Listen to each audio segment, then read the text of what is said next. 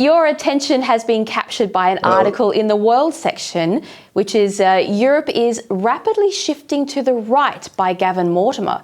Now, before we get to the detail, Terry, is there a general assumption that Europe is politically left, like more left than, say, America or Australia?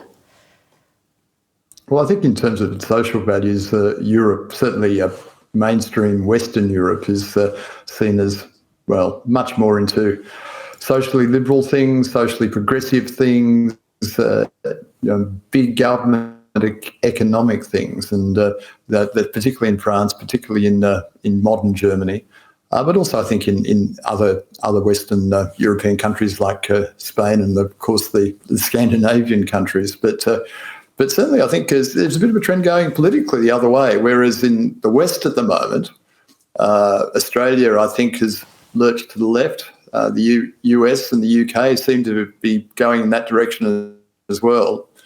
And I think the only real hope for the side of the Anglosphere is New Zealand. Hopefully it will go back to the right in its elections later this year. So Europe has traditionally, I think, been much more progressive than the Anglosphere in many ways, but certainly politically at the moment, it seems to be going the other way, particularly in France, particularly in Germany.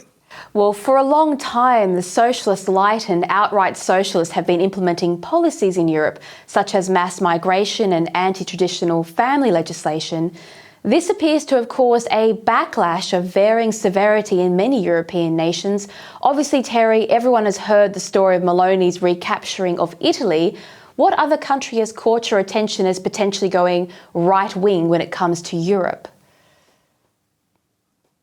Well, I think as Gavin Mortimer pointed out in his World article, I think France is the obvious one at the moment, and I think that's the one that matters most because you've got the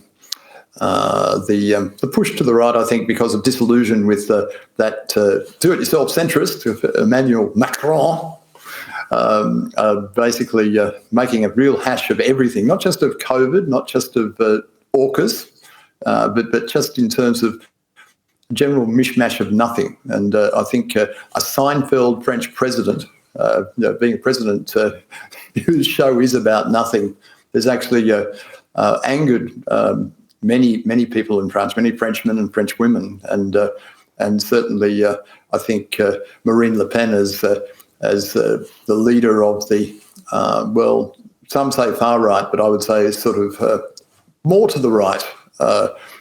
What used to be known as the National Front, I think is benefiting from that. And certainly I think the left in French politics, particularly the Socialist Party, which was the dominant alternative to the mainstream Conservatives for so many decades, has actually gone down the plug hole. It's actually gone down the sink totally. It's got in the last presidential election last year, it got barely a fraction of the vote.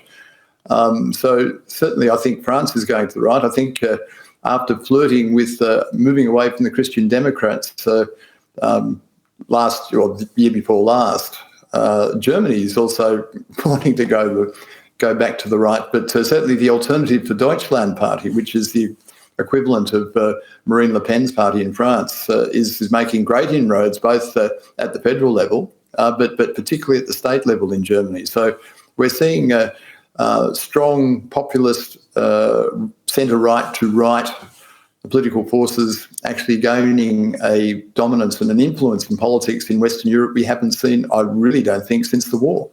Well, it's easy. That's World War II, by the way, for you younger people.